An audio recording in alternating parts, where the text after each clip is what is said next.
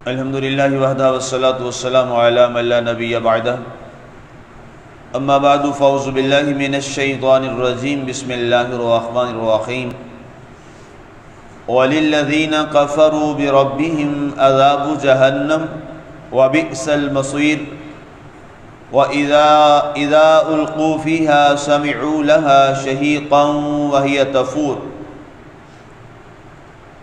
اور ان لوگوں کے لیے جہنم کا عذاب ہے جو اپنے رب سے انکار کرتے ہیں، اور وہ بہت بری لوٹنے کی جگہ ہے۔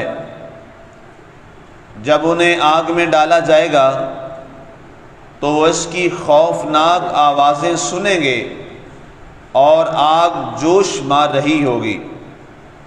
آج ہماری سورہ الملک کی آیت مبارکہ نمبر 7 تک کی تلاوت و ترجمہ کا شرف نصیب ہوا۔ سامعین، کل کی آیت مبارکہ میں تفسیر مبارک میں ہمیں یہ بات سمجھنے کی کوشش کی کہ اللہ تعالیٰ نے آسمان دنیا کو مصابیح کے ساتھ مزین فرمایا، اور اس کے بعد شیطانوں کو سنسار کرنے کا ذکر کیا گیا، اور ان کے لیے بھڑکتی آگ کا عذاب تیار کیا گیا۔ اس پر ہم نے تفصیل سے کل بات کی۔ آج کی آیت مبارکہ میں اللہ تعالیٰ نے فرمایا کہ وَلِلَّذِينَ كَفَرُوا بِرَبِّهِمْ عَذَابُ جَهَنَّمَ، کہ وہ لوگ جہنم کا عذاب ان کے لیے ہے جو اپنے رب کا انکار کرتے ہیں۔ سامعین، اس سے پہلے یہ بات جاننا ضروری ہے کہ اسی سورہ مبارکہ کی جو پہلی آیت مبارکہ ہے، سابقہ درس میں اگر آپ جائیں میں آپ کو وہ ریمائنڈ کروا دوں، رب ذوالجلال نے ارشاد فرمایا تبارک الذی بیدہ الملک، کہ بڑا ہی برکتوں والا ہے وہ عظیم اللہ، بڑی برکتوں والی ہے وہ ہستی اور وہ ذات جس کے قبضہ قدرت میں سب کچھ، تمام ممالک اس کے قبضہ قدرت میں ہیں۔ گویا تمام کائنات کا جو اقتدار کا قبضہ ہے وہ اس کی قدرت میں ہے۔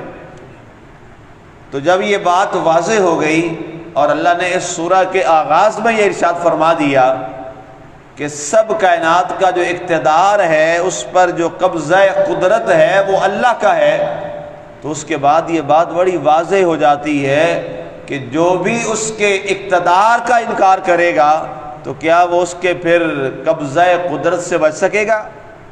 نہیں بچ سکتا۔ اگر کوئی شخص کافر کیوں ہے؟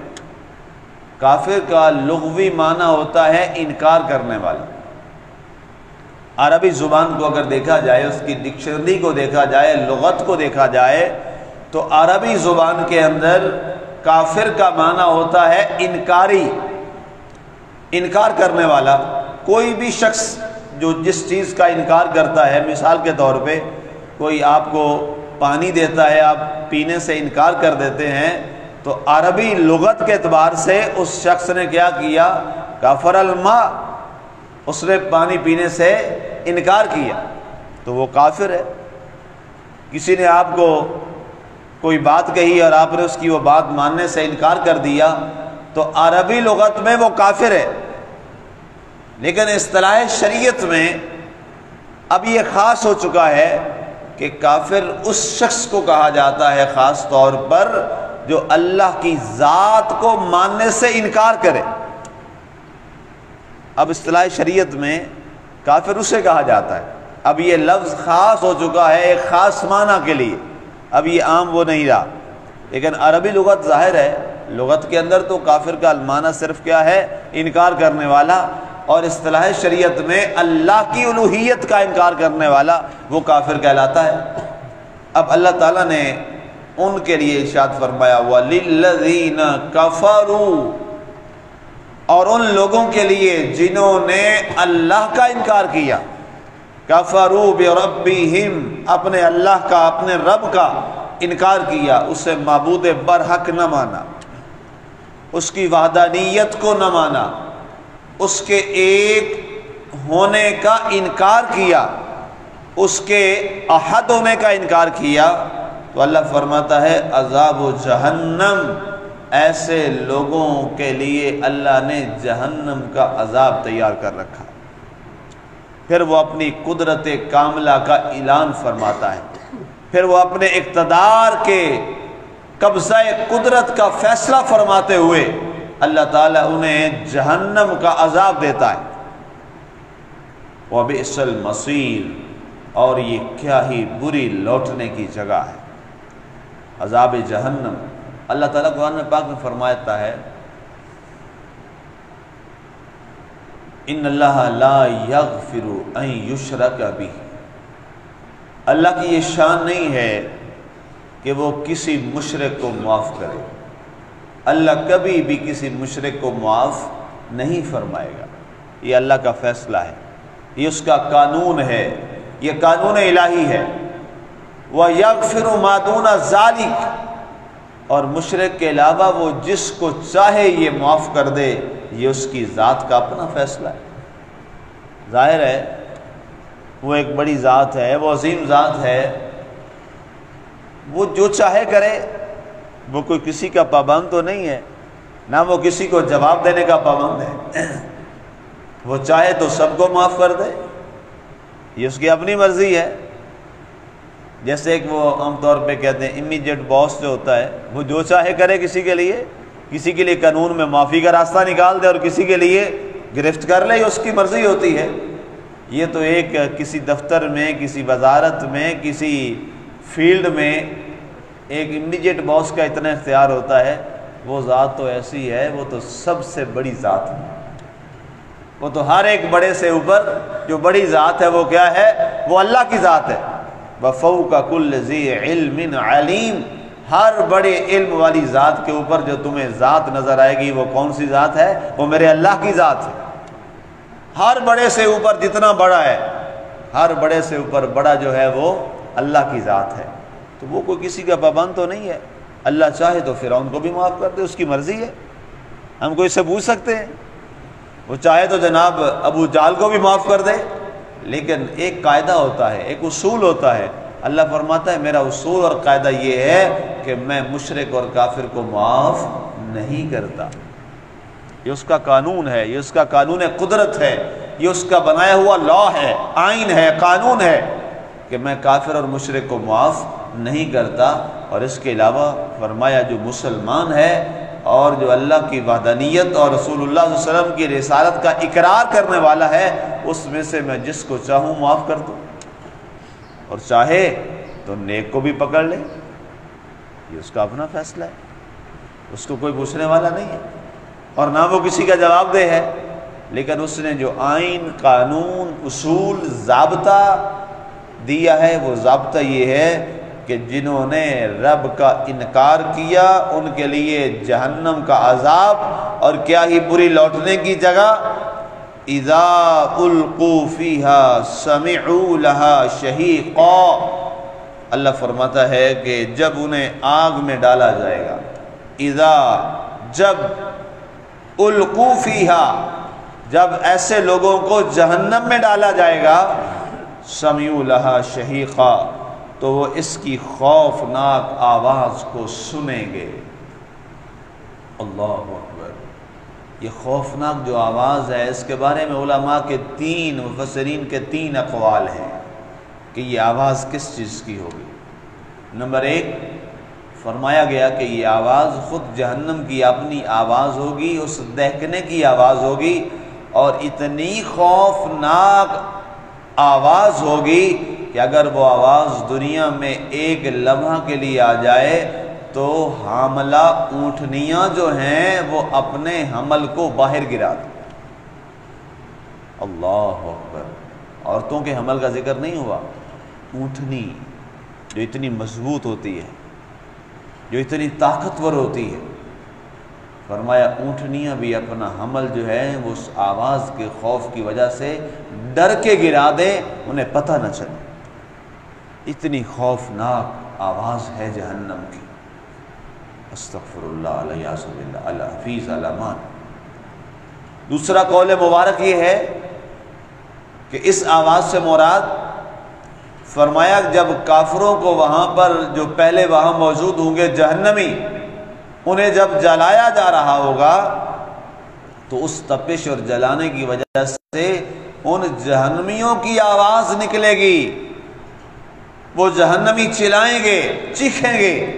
تو فرمایا وہ چیخنے اور چلانے کی آواز جو ہے ان جہنمیوں کی جو وہاں پہ جل رہے ہیں، فرمایا یہ آواز اس آواز کا ذکر کیا گیا ہے کہ جب انہیں عذاب دیا جاتا ہے تو وہ اتنا چیخ و پکار کرتے ہیں، اتنے چلاتے ہیں عذاب میں کہ فرمایا کہ اگر وہ لوگوں کے جلنے کی آواز اور چیخنے کی آواز اگر دنیا کے اندر آ جائے تو فرمایا دنیا کے اندر سارا جو سبزہ ہے وہ جل کر خاکستر ہو جائے۔ اللہ اکبر، اتنی وہ سخت آواز ہے۔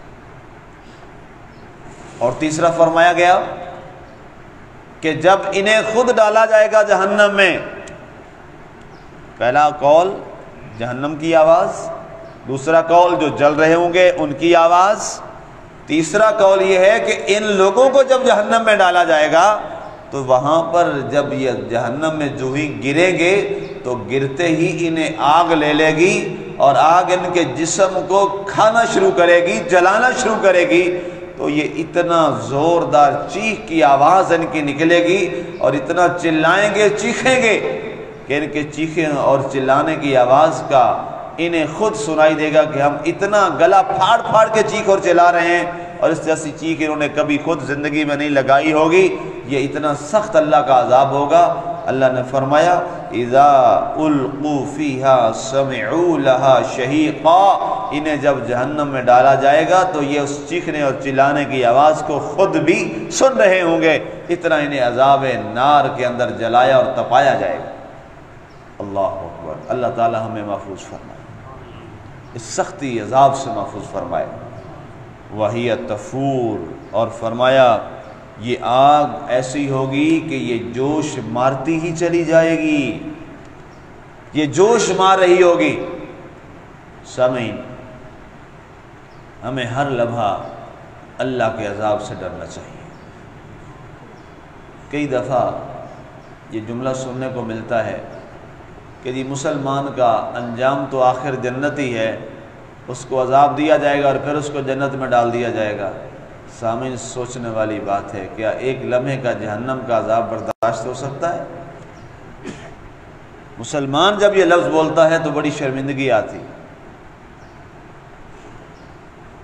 ایک لمحے کا عذاب جہنم کا قابل برداشت ہے بھلا؟ قطعاً نہیں ہے، اتنا سخت عذاب ہے۔